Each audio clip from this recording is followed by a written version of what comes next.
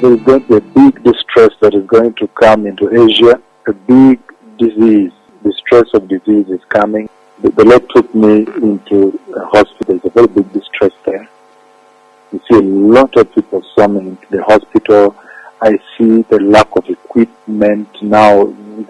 There is no equipment. The doctors are running up and down, and many people flooding into the hospital. And I see a lot of people rushing into the hospital, being rushed. There's the procedure being done on somebody, and then there is testing. So somebody told me, well, he makes one of the doctors there to speak with me, and he says, "We don't have equipment. What we do, we take this, and we take a little and put on the culture to see." So there is going to be a big distress that is going to come into Asia. A big disease, distress of disease is coming, a disease emergency in Asia.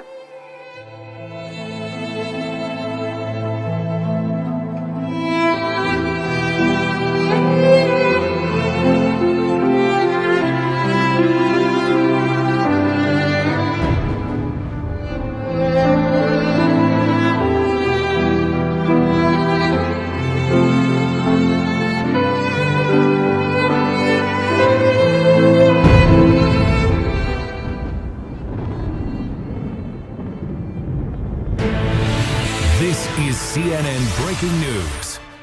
Officials in China are dealing with a major health crisis at the worst possible time of year. With at least 7 major cities under a travel ban, officials have suspended public transport, outgoing flights have been cancelled and train services shut down, leaving more than 20 million people going nowhere. Good evening and thanks for joining us. Countries and companies around the world are focused on COVID-19 tonight as new cases emerge. More than 50 countries have confirmed cases of the new coronavirus now, and the World Health Organization has raised its alert to the highest level. In Iran, there are reports from hospitals of a big spike in deaths, more than 200. That is 6 times higher than the official death toll from the Iranian Health Ministry. Many believe it's downplaying what's really going on. Mass disinfection is underway at mosques and on public transit. Schools are closed for 3 days, and many flights to and from Iran have been canceled. The World Health Organization now admits we are on the precipice of a pandemic. This is a reality check for every government on the planet. Wake up, get ready. This virus may be on its way and you need to be ready. You have a duty to your citizens, you have a duty to the world to be ready. The World Health Organization says the risk of the virus expanding worldwide is now classified as very high.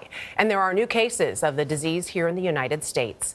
16 cases so far have been detected and confirmed in the U.S. Another 47 people were evacuated from the Diamond Princess cruise ship and from the region in China where the coronavirus originated, for a total of 63 patients. A second straight day, we can tell you the virus has spread faster outside China than within that country.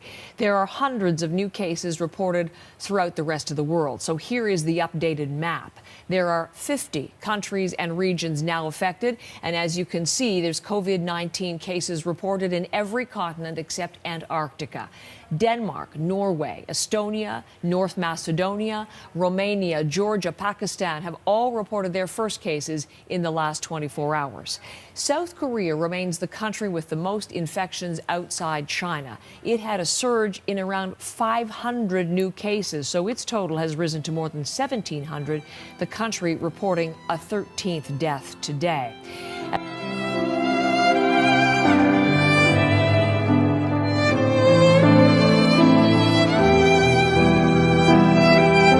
To our viewers in the West, and we begin with growing fears that the coronavirus outbreak could become a global pandemic.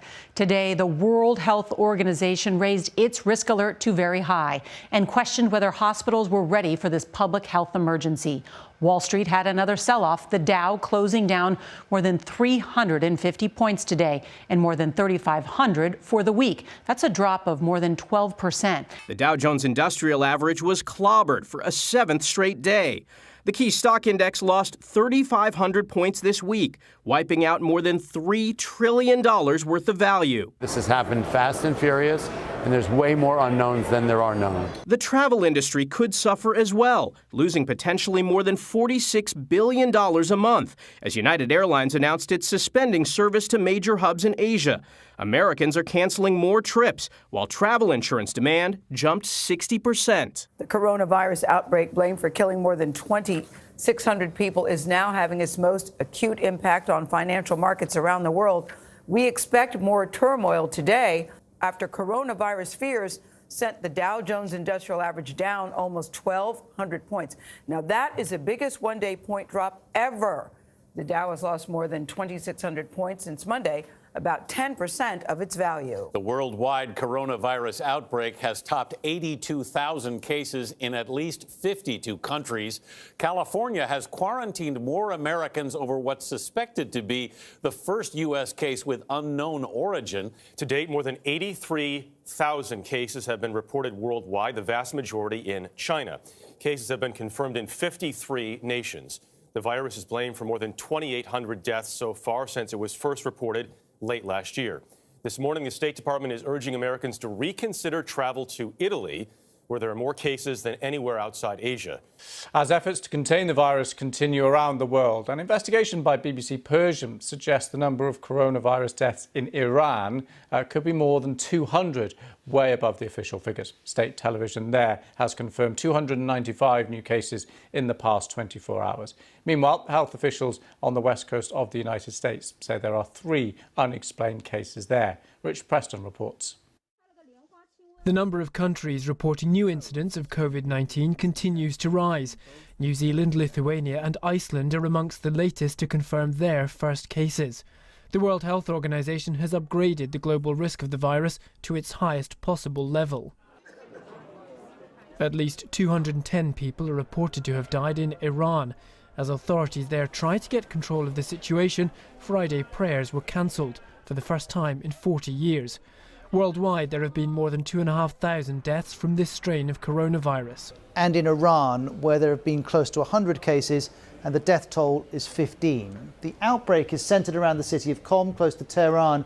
And this man, the deputy health minister, became involved in a political row. Yesterday, he said he'd resign if allegations that the government was hiding the true death toll in Qom were true. Well, now he's become part of the story because he's got the virus, and he was involved in the most extraordinary press conference. Here he is, on the left, taking his glasses off, mopping his brow, looking decidedly unwell. He was telling those who had gathered that he doesn't believe in quarantine, that it's an old measure from World War I that doesn't work. Italy continues to be Europe's biggest cause for concern, with more than 650 cases. Several towns in the north of the country are still on lockdown. The United Nations says each country has to do its bit. We know containment is possible, but the window of opportunity is narrowing. And so I appeal for solidarity and full global support, but with all countries fully assuming their responsibilities. Empty planes and empty terminals. Oh, Australia. We flew from London. As Italy races to contain the outbreak. Across the north of the country, 50,000 people are in lockdown. I'm trying to get home, to jump back home, because my babies, my children are sick. A red zone is being enforced around 11 northern towns. Only those doing critical work or delivering vital supplies are allowed in. Very few are allowed out. In practice, at the moment, no one is authorised to leave. For a while, it seemed like the ambulances were the only vehicles passing through, on their way to Lombardy's red zone and all the area's towns under quarantine. Just a few kilometers from the center of Italy's coronavirus outbreak, the security personnel often outnumbered the cars on the road. It was just a short while later that the threat level was indeed reassessed and the boundary enlarged.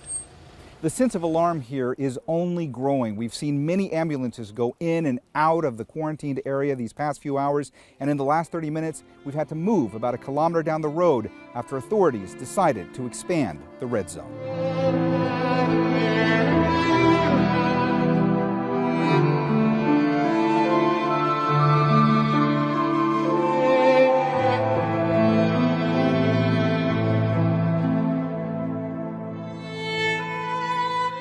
Bedford is tracking the virus's genetic code. It changes slightly when the virus passes from person to person. The data is so detailed, it traces right back to when patient 0 became sick. And then starts this kind of epidemic fire in which one person's infecting another person, and then that has since grown to be this large epidemic that we see today. Scientists calculate each person infected with the virus is infecting about 2 to 3 others. At times, this outbreak was doubling in size every 6 days. That large epidemic is happening in Hubei, China. The capital, Wuhan, is a bustling city of 11 million people. It came without warning, and it spreads like wildfire. But until today, its origins remain a mystery.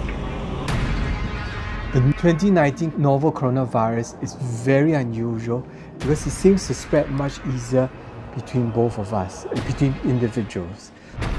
Since it was first discovered in Wuhan, the capital city of China's Hubei province, late last year, the virus has killed more than 1,200 people and infected at least 45,000 others worldwide.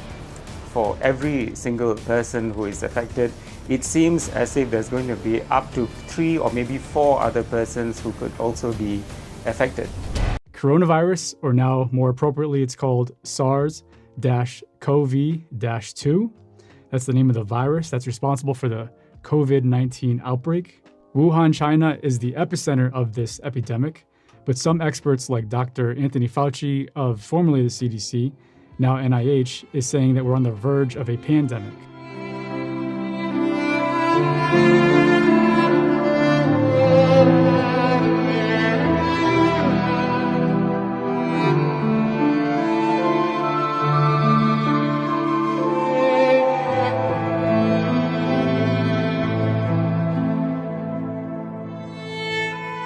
There is going to be a big distress that is going to come into Asia, a big disease. The stress of disease is coming, a disease emergency in Asia.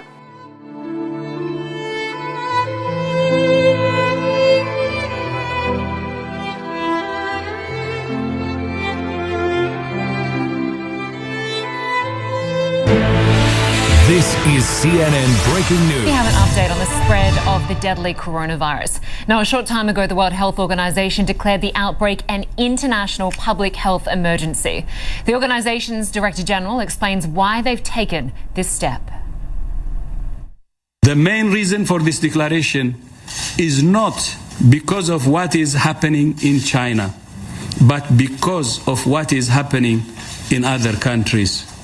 Our greatest concern is the potential for the virus to spread to countries with weaker health systems and which are ill prepared to deal with it. The World Health Organization tonight has now declared the outbreak a global health emergency after a tenfold jump in cases in just a week.